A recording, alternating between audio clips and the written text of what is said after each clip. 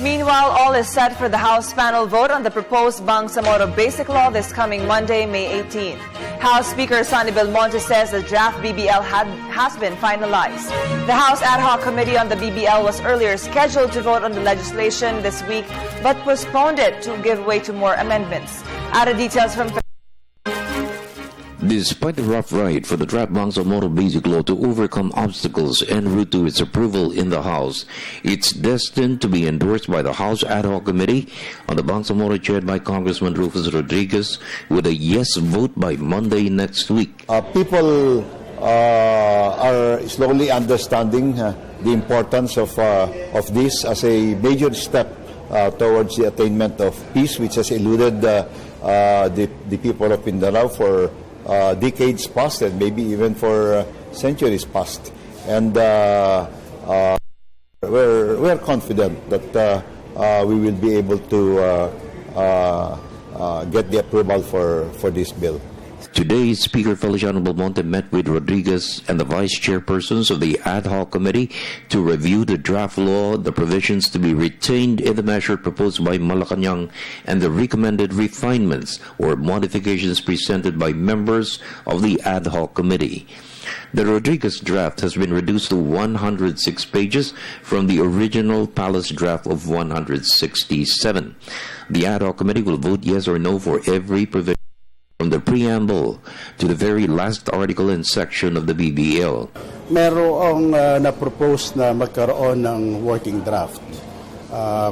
Which is naman can be which will be subjected also to amendments para lang magkaroon ng orderly procedure. And then we'll see what's going to happen on Monday. Now, the worst that can happen naman, kung hindi lang naman maaprubahan yung working draft, na sinasabi, then we go back to the original agreement sa committee, which will be yung sinabi nila line by line, section by section. Kaya lang naman nagkaroon ng idea na magkaroon ng working draft to facilitate lang. No?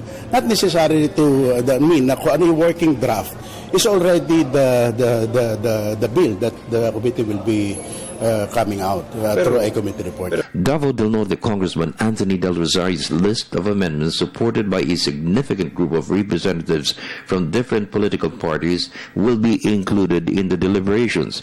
The proposed modifications were based on the report of the National Peace Council led by former Chief Justice Hilario Davida Jr. to ensure the BBL is compliant with the Constitution. The refinements address concerns of Rodriguez and the provisions which create offices for the Bangsamoro government which impinge on the powers of certain constitutional bodies. Hopefully, it will reverse a move by Rodriguez to delete these provisions. Rodriguez is also pushing for the deletion of Article 8, which creates the office of the Wali to be designated as the titular head of the Bangsamoro government. The Wali will play only a ceremonial function. The Bangsamoro Parliament will choose and appoint the Wali. Titular heads are only good states, sovereign states, or a sub-state. And so they are not. The Bangsamoro is not a state or a sub-state.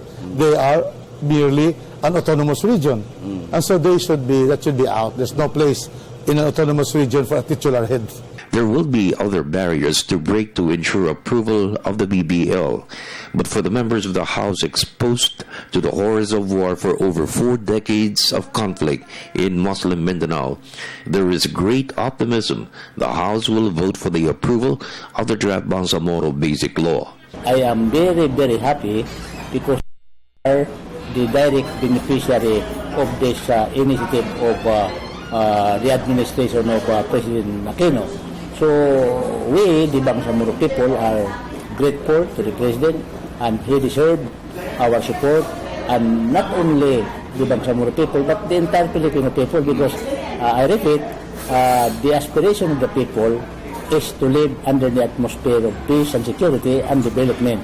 Now, following the main spirit of our 1987 Constitution, we are now answering for the mandate of the Constitution to let the Filipino people live in peace. For the People's Television Network, this is Freddie Abando reporting.